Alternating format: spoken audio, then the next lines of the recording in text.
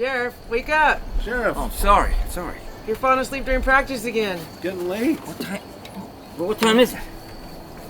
Oh. Whoa, gotta get going. You know I'd never miss an episode of The Children's Corner. When I'm sitting around with my homework all done and there's nothing to do, I call all of my friends, they don't answer the phone. Where have they gone to? Where do you go? We're gonna go to the children's corner. Where do you go? We're gonna go to the children's corner. Where do you go? We're gonna go to the children's corner. Where do you go?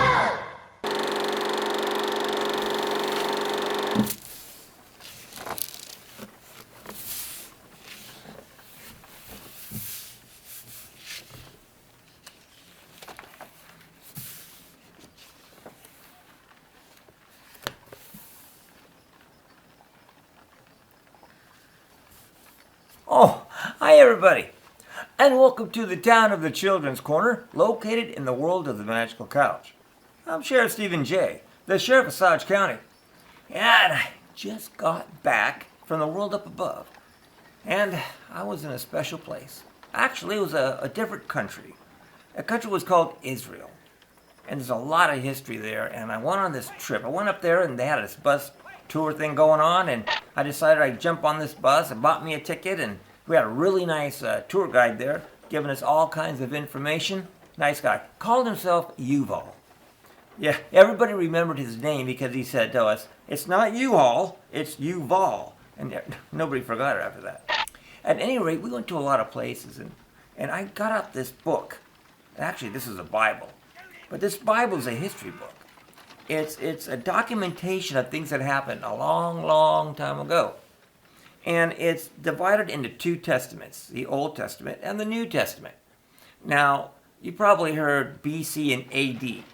Well, BC means before Christ, and AD is medieval Latin, meaning Anno Domini, and means in the year of the Lord, are used to label or number years in the Julian and Gregorian calendars. This calendar era is based on the traditionally reckoned year of the birth of Jesus of Nazareth. AD, the New Testament, begins counting years from the start of his life, and BC, the Old Testament, begins the years before the start of his life. Now, there's a push right now to change BC and AD. They want BC to be BCE, before the Common Era, and AD to become CE, which is the Common Era. Now, you're going to see that. I'm just letting you know that because when you read something in history that goes back so ancient as this, you're going to see sometimes it's BC, BCE, but it's basically the same thing. So that's what's happening with that. So as long as you're here, I like to share some of the places I went.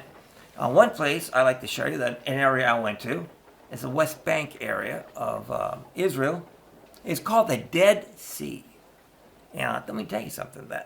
That place was pretty awesome. And there are 3 places around the Dead Sea that are pretty interesting, including a 4th place, which the Dead Sea Scrolls. Anyway, let's talk about the Dead Sea. So what is the Dead Sea? Well, it's a sea that's full of salt, has a lot of salt in it. It's also known as the Salt Sea or the Sea of Salt, and I think there's a few other names as well. This Dead Sea is a salt lake with its main water source being the Jordan River. It borders Israel on its west shore and Jordan on its east shore.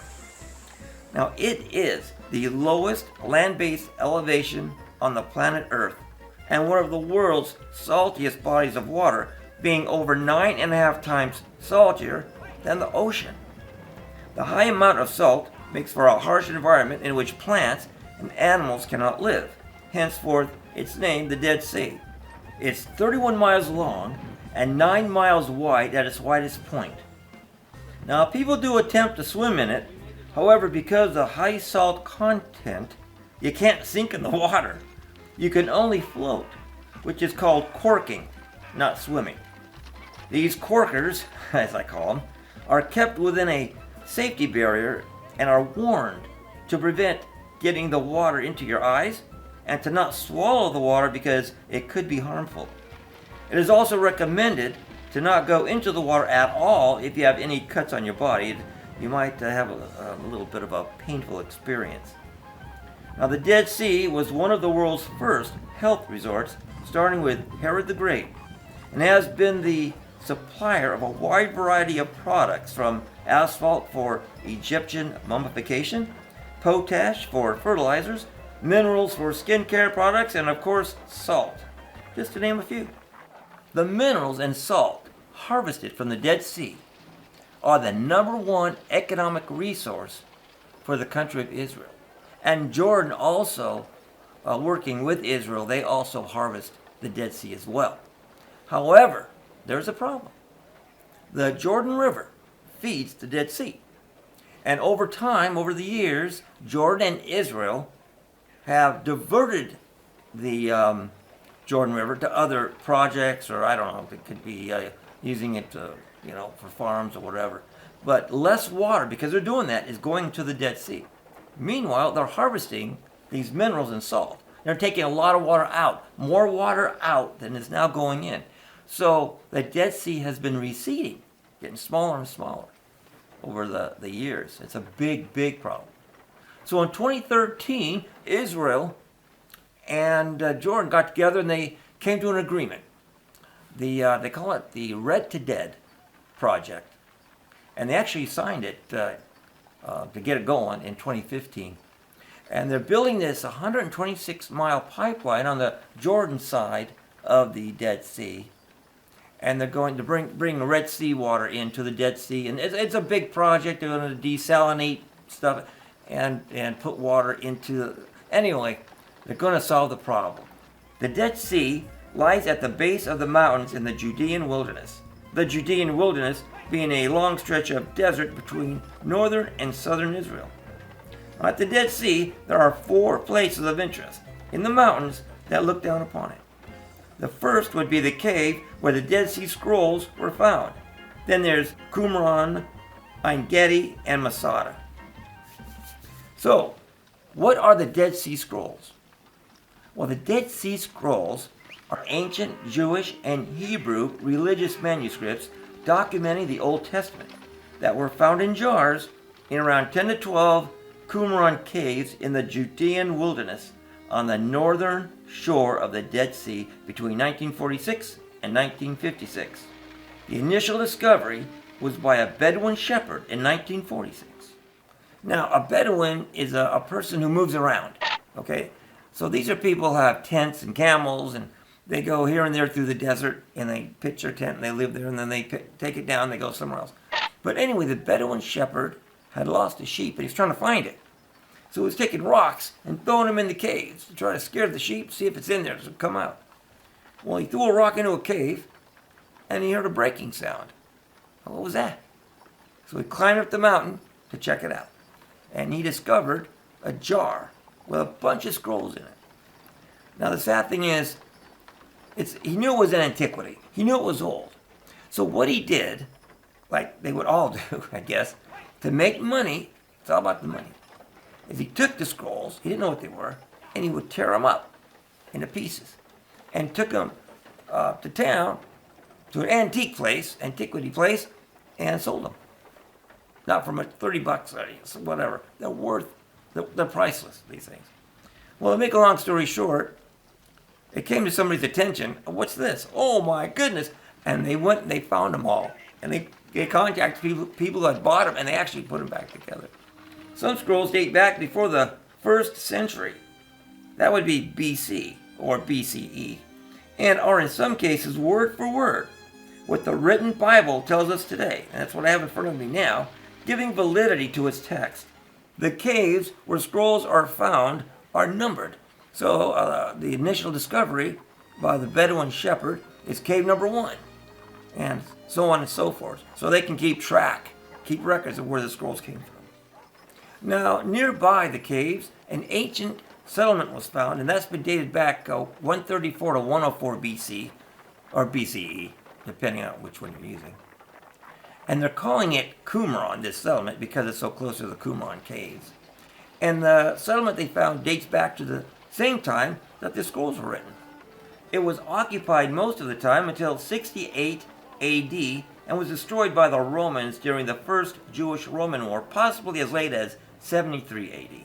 It is thought that the people called Essenes were probably the people who lived here.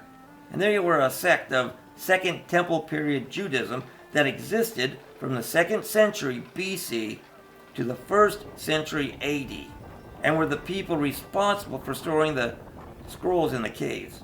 The number of people that lived here have been estimated based on the size of the cemetery and the average lifespan at that time, leading to believe that the inhabitants would not have numbered more than 200 people. The excavation revealed a complex water system that had supplied water to several stepped cisterns, some quite large actually, located in various parts of the site. 2 of these cisterns were within the walls of the main building. Now, let's go on to Ein Gedi. Ein Gedi, I like that. That's probably one of my favorite. I guess I like Masada too. That was pretty interesting. But Ein Gedi, what is Ein Gedi? Well, Ein Gedi, according to the writings of Josephus, who is a Jewish military leader and historian who became a Roman citizen in 71 AD, Ein Gedi served as the capital of its own state, with excellent palm trees and balsam growing there. The date palm's fruit and the balsam plant's fragrance were essential to the village's economy. The balsam also served as a source for expensive medications. Also at Ein Gedi, you find herds of wild goats, which are called ibex, which are also mentioned, the wild goat part, in the Bible, in the Old Testament. Right here it's documented. Now, what puts Ein Gedi on the map is David was being chased by King Saul. And he hid at Ein Gedi where he met up with Saul, or Saul met up with him. Anyway, and David, by the way, he's the guy that took down Goliath with the slingshot. You know, that's the David I'm talking about. All in here. And we know the story. Well, anyway, King Saul found out about David's ability to play the harp very well, and had a messenger ask David if he would come to his fortress to soothe him whenever he was in torment by a demon. David agreed, and would soothe the king with his sweet music played on his harp. Soon afterward, David defeated the mighty Philistine giant Goliath using a sling, and his popularity began to grow. At this point, Saul had made David a permanent member of his court, and David began fighting many battles for Israel. He became the object of a fierce jealousy of Saul because of the young warrior's successes in battle and his growing popularity. This jealousy led Saul to openly declare his intention to get rid of David. Well, because he was so open about it, David heard about it and he fled, with Saul in hot pursuit for many years. However, Saul had to stop chasing David briefly to fight the Philistines, enemies of Israel. After returning from pursuing the Philistines, he was told, "David is in the desert of Ein Gedi." So Saul took 3,000 able young men from all Israel and set out to look for David and his men near the craggy rocks, which were only accessible by wild goats. Saul came to the sheep pens along the way, and there was a cave there, and Saul went inside, not knowing that David and his men were hiding deep inside the cave. Then David crept up unnoticed and cut off a corner of Saul's robe as an act to show he meant Saul no harm. This story is believed to have taken place in the Dudum Cave, which is next to the David Waterfall, named for this historic event that took place there. The water from the falls drop 120 feet into a shallow pool, which is forbidden for anybody to enter. The rocky and steep hills, the caves, and the wild goats can still be found in Ein Gedi today. It's amazing. I just can't believe it, and it's in here. At any rate, now going further south, you come to Masada. And Masada is also a historical site. It's huge, also built by Herod the Great. Now, you've probably heard of Herod, but they called him Herod the Great because he built all this stuff. I mean, he's a builder. Palaces here, palaces there. He built a racetrack, horse racetrack. He He built coliseums and theaters. The guy just built. He was build crazy. But they call him Herod the Great because of that reason. So Masada. First of all, when you go to Masada, there are two ways to get to it. It's up high on the hill. Now they have a tram. And you can take the tram way up on the hill. And that's a nice little view as you're going up the hill. You know, see all the hillside is just dirt hills, but whatever. Or there is a trail. It's called the Snake Trail. And there's all these switchbacks, you know, like a snaky. It takes about 45 minutes to get up to the top. Now I know people who have tried doing it. They got halfway, came back down and took the tram. So I don't know what to tell you. I wouldn't want to do it. It's uphill all the way, and it's pretty far. So Masada. Let me tell you about Masada. It's up on the high mountain, like I said, and it's south of Ein Gedi.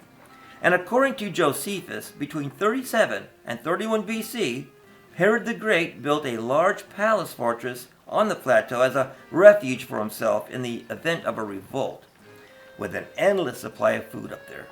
However, excavations have found two palaces, and a model of what the palaces and compound could have looked like at that time is on display on top of the mountain there at the site. In 66 AD, a group of Jewish rebels called the Saccarii, which were a Jewish splinter group from the rebel group the Zealots, overcame the Roman garrison at Masada and took it over. After the destruction of the Second Temple in 70 AD, additional rebels from the same group fled Jerusalem and also settled in Masada. Many of the ancient buildings at Masada have been restored from the existing ruins. A line of colored plaster shows where the original building stopped and the restored part begins. The synagogue, storehouses, and houses of the Jewish rebels have also been identified and restored. Also restored are the wall paintings of Herod's two main palaces and the Roman-style bathhouses that he built. These bathhouses had saunas and hot tubs which were heated from beneath the floor. A fire was built outside an opening of the bathhouse, and the heat blown through the opening which was under the floor. And the floor was raised above the ground by pillars called pillae, so that hot air could circulate under it. The floor consisted of a layer of tiles, followed by a layer of concrete, then another layer of tiles. There were also tile or clay flues under the walls which circulated the hot air to the room's floor and walls above. This heating system required slave labor and wood to fuel and monitor the furnace for hours. In 73 AD, the Romans laid siege to Masada to take back possession. The Roman ex-legion surrounded Masada, building a wall completely around it, and then a siege ramp against the western face of the plateau. The high assault ramp consisted mostly of a natural spur of bedrock and was built by Jewish slaves. The ramp was complete in the spring of 73, and a giant siege tower with a battering ram was constructed and moved laboriously up the completed ramp using Jewish prisoners of war. When Roman troops entered the fortress, they discovered that its defenders, the rebels, had set all the buildings on fire except for the food storerooms and had committed mass suicide. Now, this documentation of mass suicide kind of comes into question a little bit because suicide is against Jewish law. So more than likely, they took each other's lives, and the last guy standing, now he would have to commit suicide, obviously. But the people of Masada did not want to become slaves to the Romans. And that happened. That was common. They didn't want to be a Roman slave. And you had these slaves, Jewish slaves, prisoners of war slaves, and they're building this device. They're building the ramp, the device, the ram. I mean, what were they thinking? Because their people are up there, and they're helping the Romans to get to them. Anyway, so that was the Dead Sea area. I want to tell you more about it, more of this trip to Israel. So I'm going to look up some other areas, and I'll get back to you. Very interesting. I love history. Can't see.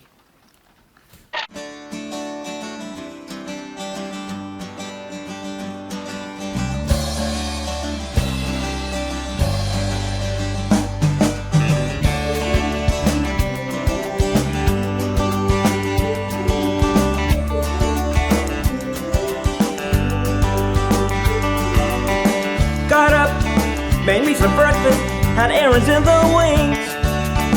Going here and doing this and that, I had to do a lot of things. Grabbed my coat, put my hands in my pockets, but when I had to freeze, I started thinking, I really concentrated, where had I put my keys? And each second of every minute, of every hour, my memory recedes. Like my hairline, but not my waistline. My memory's fading, and everybody agrees. Began searching, I checked in every room, looking under everything. I couldn't find them, those keys gone forever. I did find me a ring. Gave up, went back to the kitchen, sat down by the kitchen door. And there they were, those keys were in the door lock. I think I've done this once before. And each second of every minute, of every hour, my memory recedes. Like my hairline, but not my waistline. My memory's fading, and everybody agrees.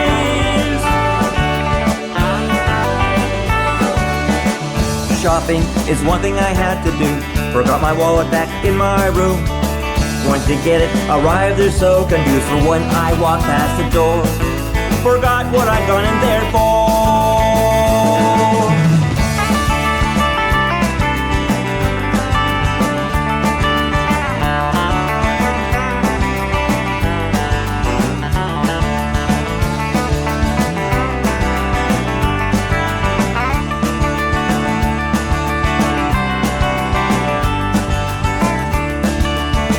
Walked into the local supermarket, where was my grocery list? It was home sitting on the kitchen table, I had to make a fist. So nowadays I write myself reminders, my house is filled with notes. Like pairs of glasses, they're everywhere, this happens to most older folks. And each second of every minute, of every hour, my memory recedes. Like my hairline, but not my waistline. My memory's fading, and everybody agrees. And everybody agrees, I'm having brain freeze.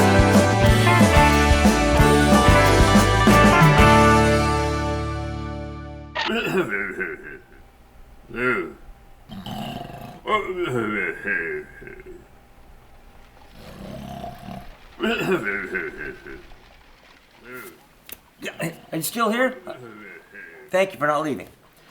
I forgot to tell you. I have to tell you what testament means. Because testament just happens to be, you guessed it, a letter chef word of interest. Testament. T-E-S-T-A-M-E-N-T.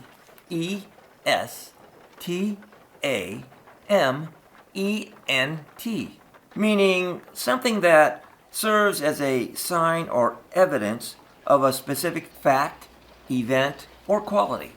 Testament. It also means somebody's will. But that's like, the English language, take a lot of words, and you use one word in a different way. That one word, that same word can mean something different. But anyway, another story for another day. But I want to tell you a few things real quick before we leave here because I got to get going. We're running out of time. But in 63 BC, General Pompey of the Romans, he conquered Jerusalem. And it was in 37 BC that the Romans appointed Herod, the great builder, as King Herod of Judea. And he reigned until 4 AD. And I want to mention that even though Ein Gedi and the story of David and the Dead Sea are mentioned here in this history book, in the Bible, Masada and Qumran, they are not. So I just want to let you know that. But I look forward to talking to you again because there are so many interesting places, historic places in Israel that I saw. And I want to share them with you, but I can't do everything at once, obviously. I just want to say thank you for taking the time out to visit with me today, and I look forward to the next time we all get together on the Children's Corner. Mr. Dill.